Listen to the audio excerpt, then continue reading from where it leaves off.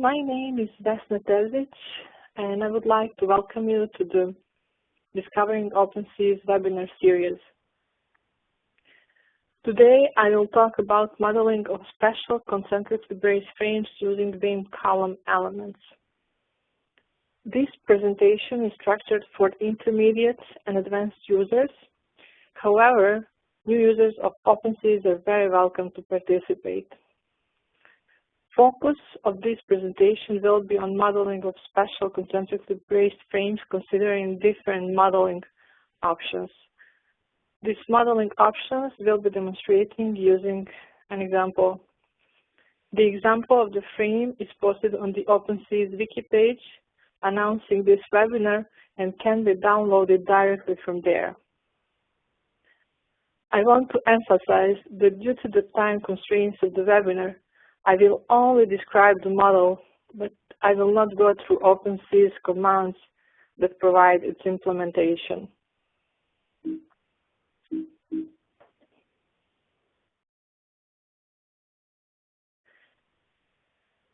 I will start with a description of different modeling approaches for special concentrically braced frames. And the rest of the presentation will be focused on line element model of SCBF. Three different models of gusset plate connection will be considered and demonstrated on an example. Seismic responses of special concentrically braced frame considering different gusset plate connection models will be compared next. Next, I will demonstrate sensitivity of the model to geometric imperfection of the brace and the number of elements used to model the brace. And lastly, I will show how the model can be further simplified without compromising the accuracy of the response. I'll wrap the presentation with conclusions and summary and answer to all of your questions.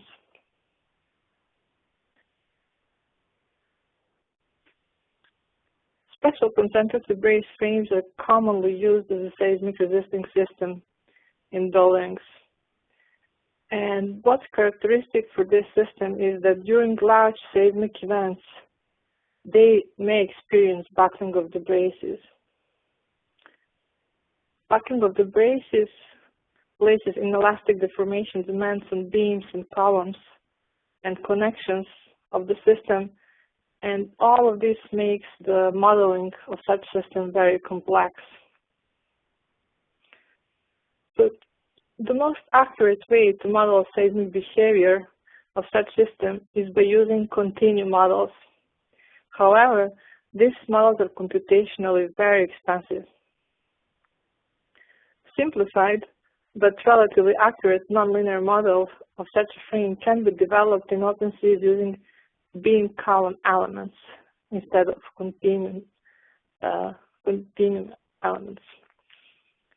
Such models can provide accurate simulation of global behavior and also reasonable prediction of many local behaviors. In this webinar, I will only talk about line element models of special concentrically braced frames. OpenSees elements used to generate line element model of such frame are force-based elements for modeling of braces, beams, and columns.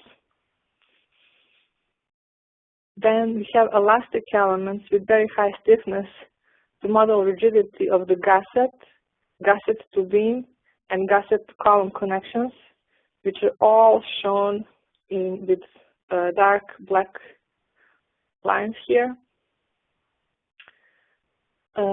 Next, we can use zero-length rotational spring to model beam column connection of a shear stab type, shown here in red.